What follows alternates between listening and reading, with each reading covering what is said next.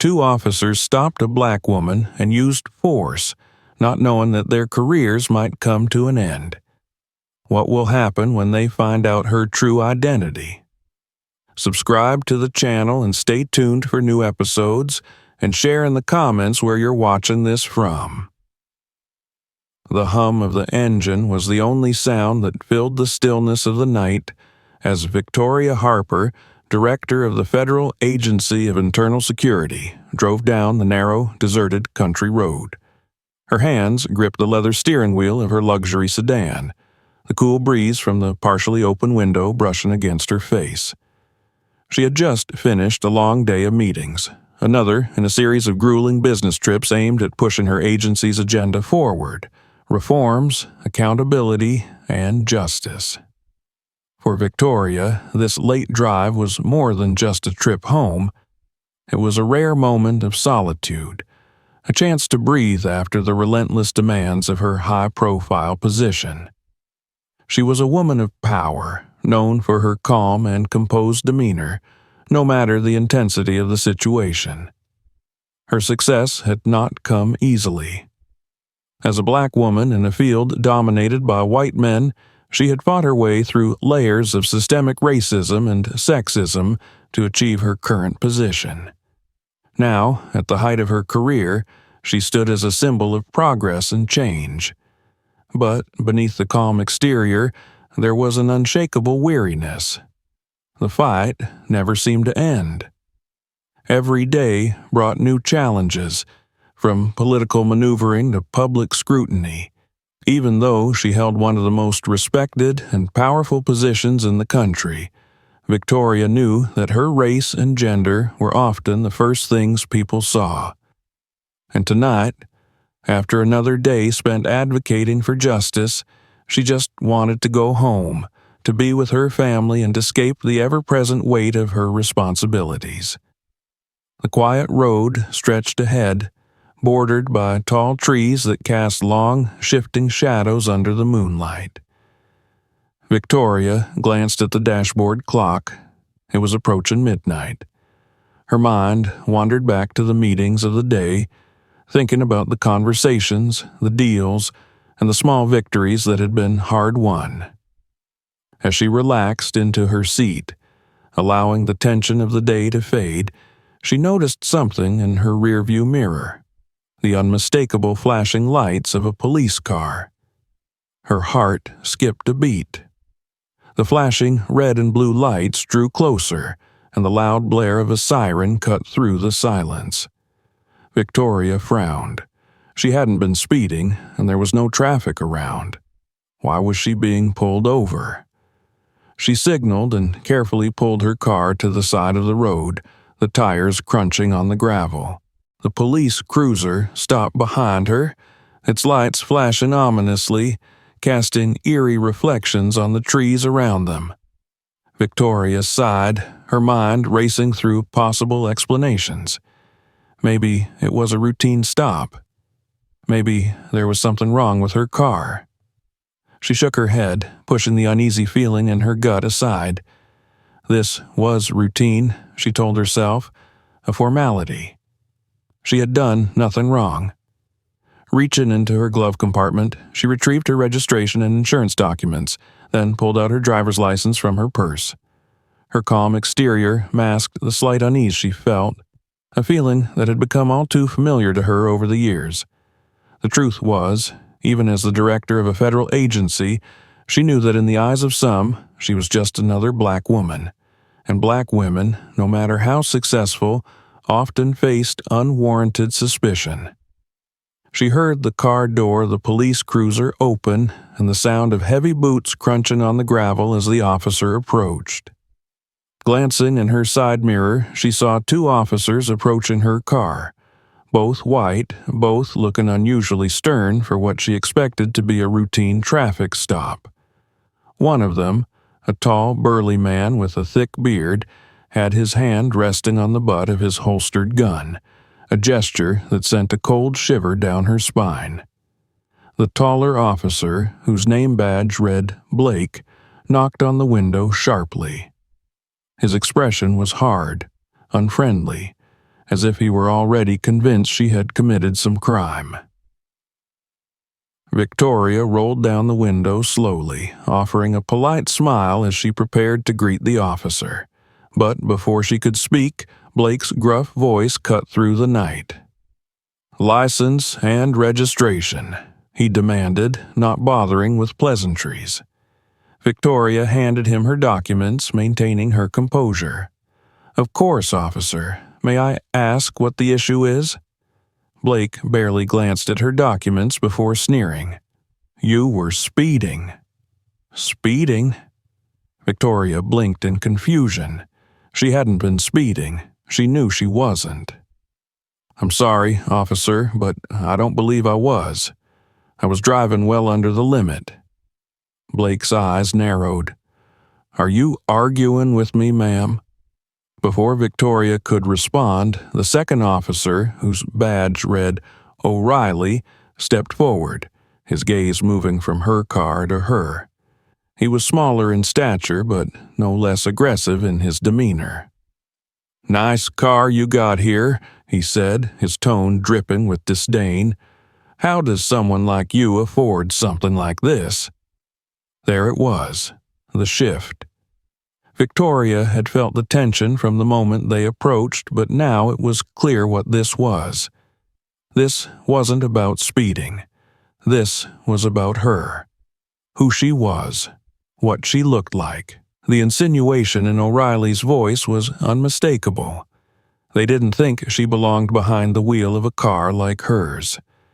Victoria's jaw tightened, but she kept her voice calm. "I can assure you everything is in order, officers. I am—" Blake cut her off. "Step out of the vehicle." Her heart rate quickened.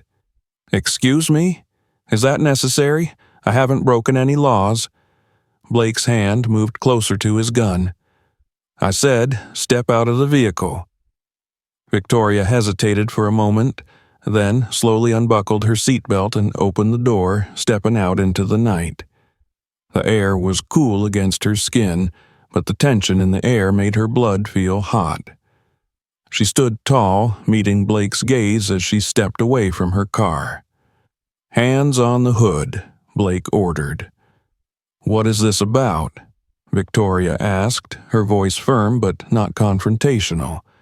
She wanted to de-escalate the situation, but it was becoming clear that these officers had no intention of acting reasonably. "Hands on the hood," Blake repeated, his voice growing more aggressive with each word. Victoria glanced around. There were no other cars on the road, no witnesses. The isolation made her feel vulnerable in a way she hadn't felt in years. She knew her rights, but she also knew that the wrong move could escalate this situation further. Reluctantly, she placed her hands on the hood of her car, the cold metal beneath her fingertips doing nothing to soothe the rising unease in her chest. O'Reilly circled around her car, peering into the windows. "This car registered to you?" he called out from the other side. "Yes," Victoria replied, gritting her teeth. "It's my car." O'Reilly's laughter was low, mocking. "Funny, doesn't seem like someone like you would be driving a car like this. You steal it?" Victoria's patience was wearing thin. She had dealt with prejudice her entire life, but something about this situation felt different, more dangerous. She opened her mouth to respond, but before she could, Blake's rough hands grabbed her wrists and yanked them behind her back. Her heart raced as she felt the cold metal of handcuffs snap around her wrists. "What are you doing?" Victoria demanded, her voice sharper now. "You're resisting," Blake growled. "I'm not resisting," Victoria exclaimed, trying to stay calm despite the surge of fear and anger coursing through her. She had followed every order, complied with every demand, and yet here she was, being treated like a criminal. Blake ignored her protests, tightening the cuffs. "I don't care who you think you are. You don't argue with the law." Victoria's mind raced. This was a nightmare. She hadn't done anything wrong, and yet she was being handcuffed, humiliated on the side of the road. But what could she do? She could tell them who she was, but would they care? Or would that only make things worse? Her wrists ached from the tightness of the cuffs as Blake shoved her towards the police car. The cold air bit into her skin, but the humiliation stung far more deeply. She wanted to scream, to demand they stop this madness, but she knew that wouldn't help her here. She needed to stay calm, to think clearly. This wasn't over yet. As Victoria stood, handcuffed in the flashing lights of the police cruiser, she knew that this moment would change everything. The tension had escalated beyond her control, and now she had to figure out how to regain control without losing herself in the process. Victoria Harper stood frozen, her hands bound tightly behind her back by the cold, biting metal of the handcuffs. The stinging sensation in her wrists was nothing compared to the searing anger bubbling just beneath her calm exterior. She had complied with every order, but none of it mattered. The two officers, emboldened by their own prejudices, were intent on treating her like a criminal, and now, it seemed, the situation was spiraling out of control. Officer Blake shoved her toward the rear of his squad car, the force of the push causing her to stumble slightly. The gravel beneath her heels crunched as she struggled to keep her balance, but she remained silent. Speaking now, arguing, would only give them more power. She had seen it too many times before. Calm defiance met with escalation. Accusations of resisting used as an excuse for brutality. No, she wouldn't give them that satisfaction. O'Reilly had finished circling her car and now leaned casually against the side of the squad car, a smug grin on his face as he watched Blake roughly maneuver Victoria into position. "You see," he drawled, "people like you think you can do whatever you want, drive whatever you want, but the law catches up to everyone." Victoria's jaw clenched. "People like you."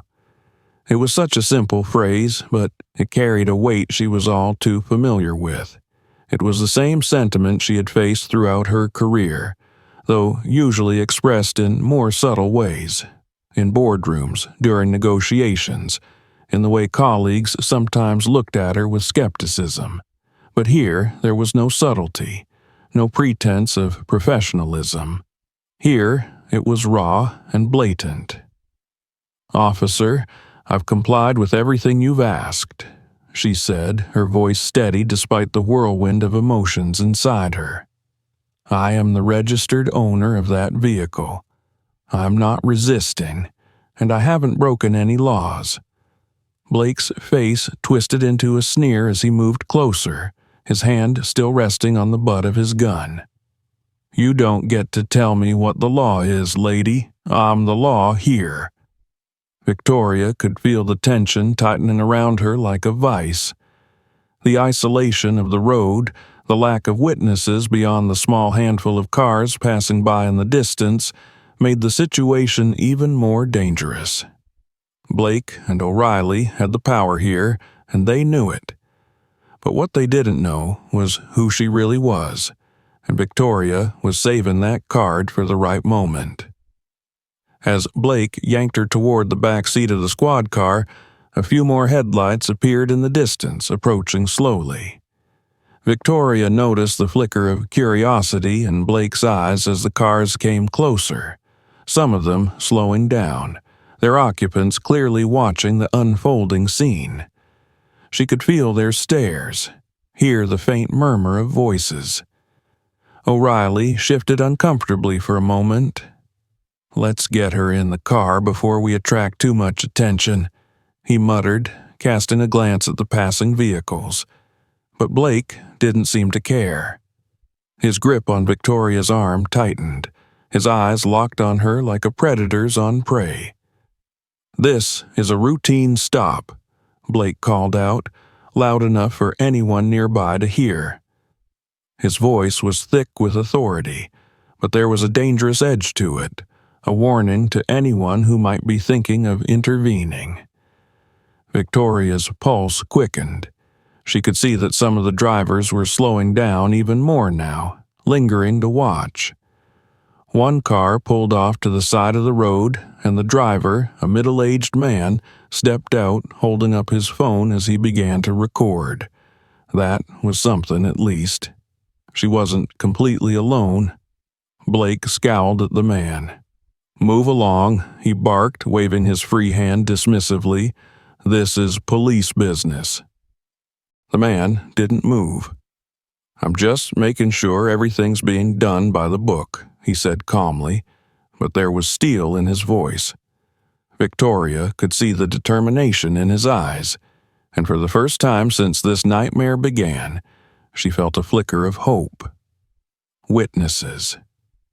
If enough people saw what was happening, maybe Blake and O'Reilly would back off. But Blake wasn't backing down. If anything, the presence of witnesses seemed to spur him on, fueling his desire to assert dominance. He shoved Victoria harder toward the open back door of the squad car, and she stumbled forward, barely catching herself before hitting the car door with her shoulder. "Get in," Blake growled, "or do I need to help you?" Victoria took a slow, deep breath, willing herself to stay calm. "I'm not resisting," she repeated. "But this is a mistake, and I think you know that." Blake laughed, a harsh, mocking sound. "A mistake? No, I think the mistake here is thinking you're above the law." The words hung in the air, heavy and threatening, as Victoria slowly maneuvered herself into the back seat of the squad car. The door slammed shut behind her with a loud thud, trapping her inside the dimly lit confines of the vehicle. She could hear Blake and O'Reilly talking outside, their voices low, but she couldn't make out the words. All she could think about now was what to do next. The seconds ticked by, each one feeling longer than the last. She could see the faint glow of passing headlights through the window, and she knew that more people were stopping to watch. Some were undoubtedly filming the scene. But would it be enough? Would anyone speak out, or would they just stand by, recording from a safe distance? Victoria's mind raced. She knew she needed to be strategic. This situation was volatile, and one wrong move could push it further into dangerous territory. But she also knew she couldn't stay silent forever. The time to reveal who she was would come, but it had to be at the right moment, when it would have the most impact. Outside the car, Blake and O'Reilly were still speaking in low tones. Victoria watched as O'Reilly glanced toward the small crowd that had now gathered, most of them filming on their phones. He looked uneasy, clearly not enjoying the attention. Blake, on the other hand, seemed undeterred. His hand never left his gun, a constant reminder of his authority. Suddenly, O'Reilly turned and approached the squad car. He opened the door and leaned in, his face inches from Victoria's. "You really don't get it, do you?" he sneered. "You think because you've got a nice car and fancy clothes, you're above us, that you're better than us." Victoria met his gaze steadily, refusing to be intimidated. "I think," she said slowly, "that you've let your prejudice blind you to the fact that I haven't broken any laws. And you're going to regret this." O'Reilly's face darkened. "Big talk for someone in cuffs," he spat before slamming the door shut again. Victoria's heart pounded in her chest, but she kept her breathing steady. She had been in tight situations before, in heated negotiations with some of the most powerful people in the country. But this was different. This wasn't about policy or politics. This was about survival and dignity. Minutes passed, though it felt like hours. The small crowd outside the car was growing, and now there were even more cars pulling off to the side of the road. The murmurs of the onlookers were growing louder, and Blake was starting to notice. He exchanged a glance with O'Reilly, and for the first time Victoria saw a flicker of uncertainty in his eyes. "You seeing this?" O'Reilly muttered, glancing nervously at the crowd. "Maybe we should—" "Don't back down now," Blake snapped, cutting him off. "This is our stop. We're in control here." But Victoria could see the cracks forming. The attention from the crowd was rattling them, and the more people stopped to watch, the more they were losing control of the narrative. Suddenly, through the haze of tension, Victoria saw a new set of headlights approaching from the distance. Unlike the other cars that had slowed down to observe, this one was a police cruiser. Another officer. As the car drew closer, she felt a surge of both hope and anxiety. Would this officer be just like Blake and O'Reilly, or would they see the injustice unfolding before them? The cruiser came to a stop, and the driver's door opened. Out stepped a tall man in his early 40s, his uniform crisp and his demeanor markedly different from the two officers who had arrested her. His badge read Lieutenant Morgan, and as he approached, his expression was one of genuine concern, not the smug arrogance she had seen from Blake and O'Reilly. Morgan stopped near Blake, his eyes narrowing as he took in the scene. The handcuffed woman in the back of the squad car, the growing crowd, the phones recording every second. "What's going on here?" he asked, his voice calm but firm. Blake stiffened. "We've got a suspect resisting arrest." Morgan's gaze flicked to Victoria.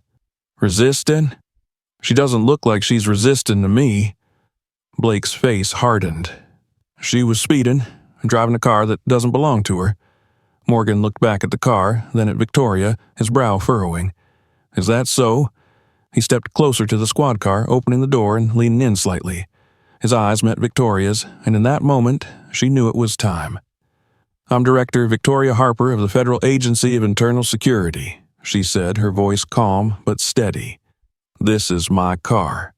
These officers have made a grave mistake." Morgan's expression didn't change for a moment, but Victoria saw the brief flicker of shock in his eyes before he quickly masked it. He stepped back, closing the door and turning to face Blake and O'Reilly. "We need to talk," Morgan said quietly, but there was no mistaking the authority in his voice. Victoria watched from the back seat as the conversation between Morgan and the two officers began to unfold. Blake's bravado faltered slightly, but he was still arguing, still trying to assert his control over the situation. But Morgan wasn't backing down. He spoke quietly, but his tone left no room for debate.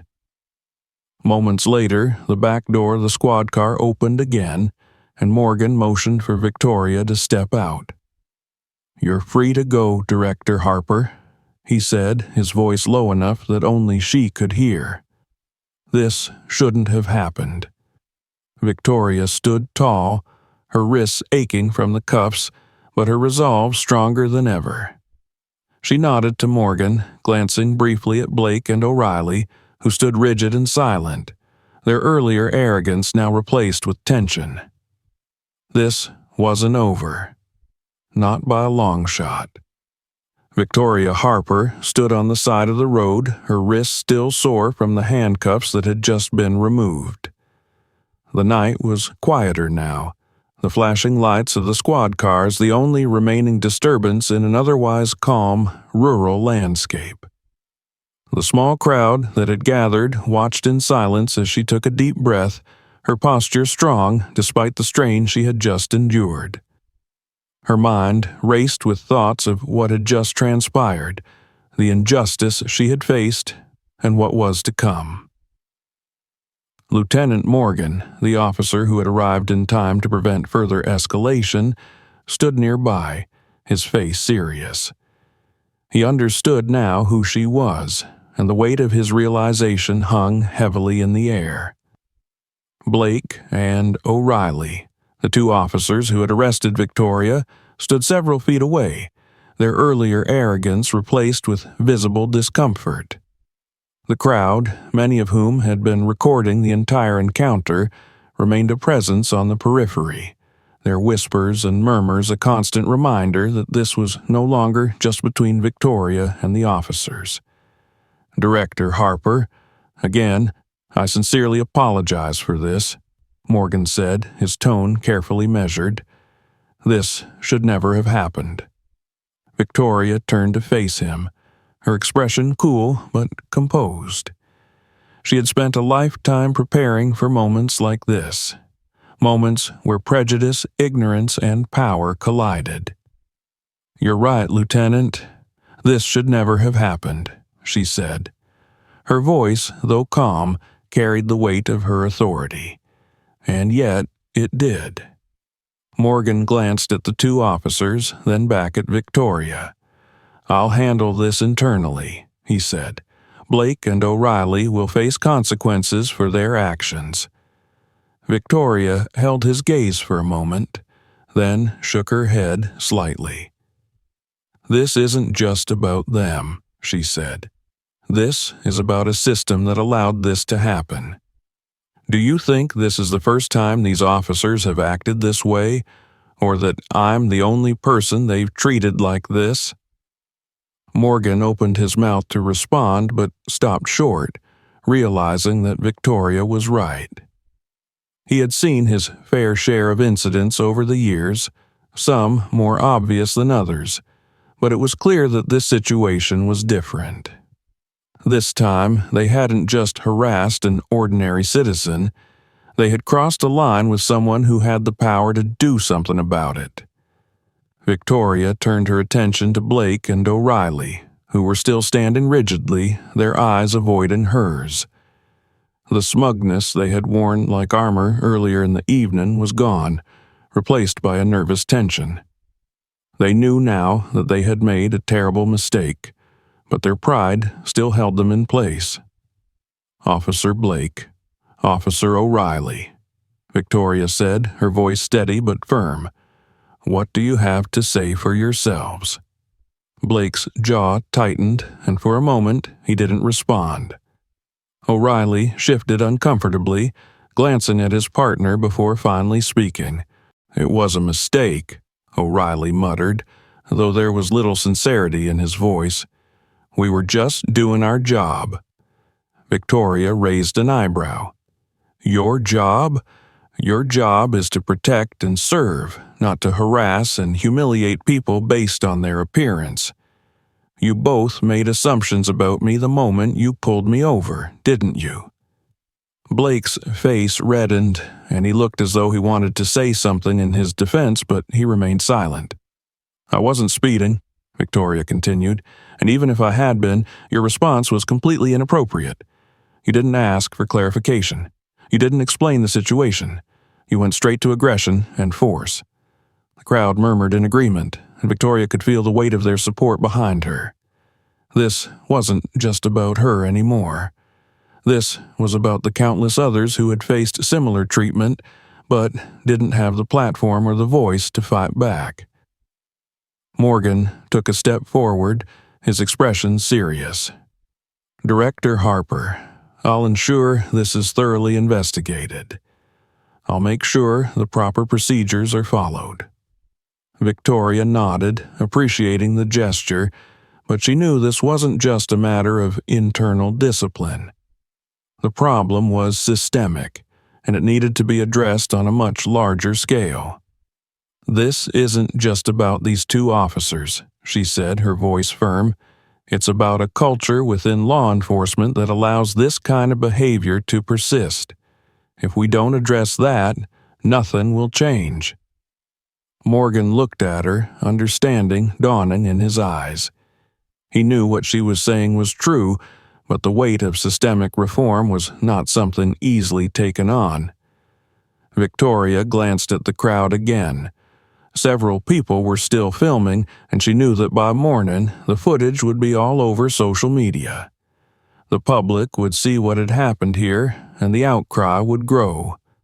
But she didn't just want public outrage.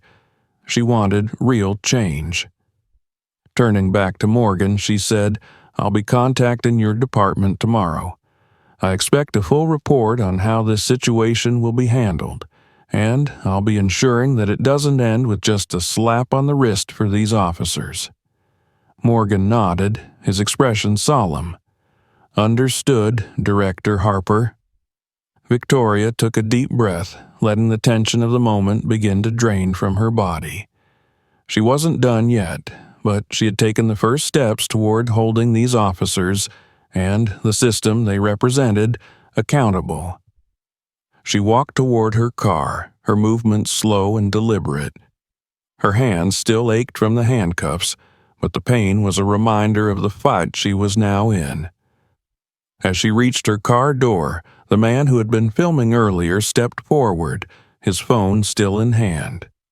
"Director Harper, you handled that with incredible grace," he said. "A lot of us would have lost our cool, but you kept it together."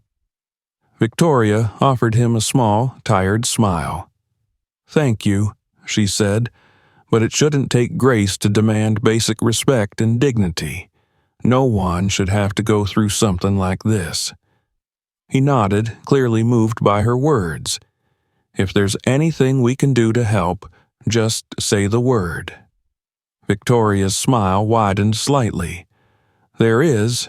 Keep speaking up. Don't let moments like this pass without demanding accountability. This is about more than just one traffic stop." The man nodded again and stepped back as Victoria opened her car door and slid into the driver's seat. She took a moment to breathe, the familiar comfort of her car grounding her after the chaos of the night. But she knew the fight wasn't over. It was just beginning. As she started the engine and pulled away from the scene, her mind raced with thoughts of what needed to happen next. The footage would go viral, no doubt. The public would demand answers, and she would make sure those demands were met. But beyond that, there needed to be real reform. Policies had to change, and officers like Blake and O'Reilly needed to be held accountable for their actions. Not just suspended or reprimanded, truly held accountable. She thought about the countless other people who had been in her position, who had been harassed or mistreated by law enforcement because of the color of their skin, but who hadn't had the platform or the resources to fight back.